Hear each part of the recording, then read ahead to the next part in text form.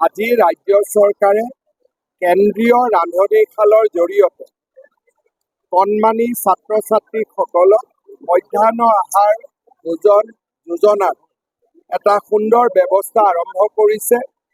ইয়াত এটা চেণ্ট্ৰেলাইজ কিটচেন হ'ব। ডিব্ৰুগড়ৰ প্ৰতিখন স্কুললৈ মিড ডে মিল যাব। চৰকাৰে 6 টকা 70 পইচা আৰু 10 টকা দিয়ে। অক্ষয় পাত্ৰ ফাউণ্ডেশ্যনে নিজৰ পৰা আৰু পুঁজি লগোৱাই 12.5 টকা 12 টকা 50 পইচাৰ সমমূল্যৰ মিড ডে মিল পুষ্টিকৰভাৱে ছাত্ৰ ছাত্ৰীসকলক খুৱাবৰ বাবে এই আঁচনিটোৰ জৰিয়তে কাম কৰিব। কেন্দ্ৰীয় কিটচেনটো নিৰ্মাণৰ বাবে ৰাজ্য চৰকাৰে 25 কোটি টকা ব্যয় কৰিব। ইয়াতে 1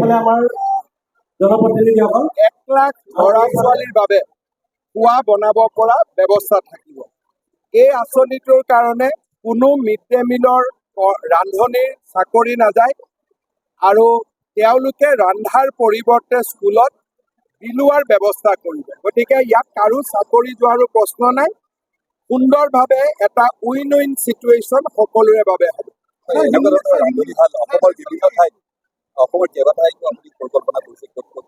আমি কামৰূপ মহানগৰ আৰু কামৰূপ জিলাত এই আঁচনিটো আগৰ পৰা চলি আছে। যোৰহাটত আমি আৰম্ভ কৰিছিলোঁ। এতিয়া মাজুলী, নলবাৰী, ডিব্ৰুগড়, লখিমপুৰ আৰু তেজপুৰত এই আঁচনিটোৰ নিৰ্মাণৰ কাম বা যিটো কনষ্ট্ৰাকশ্যনৰ কাম চলি আছে। পক্কা লিয়া গয়া।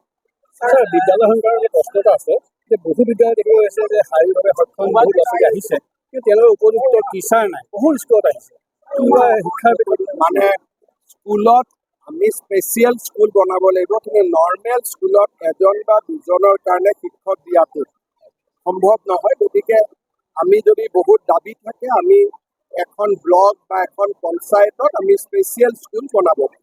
আৰু এটা ভুলটোত আপুনি গৈছিলে এটা চিলড্ৰেন চাইডৰ অৰ্ডাৰ দিছিলে।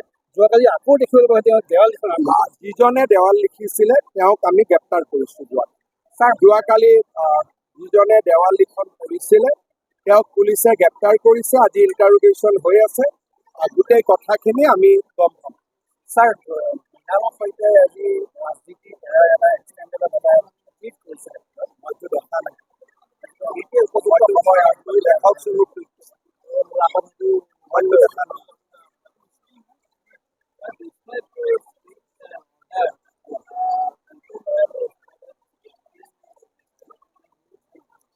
We have already taken action.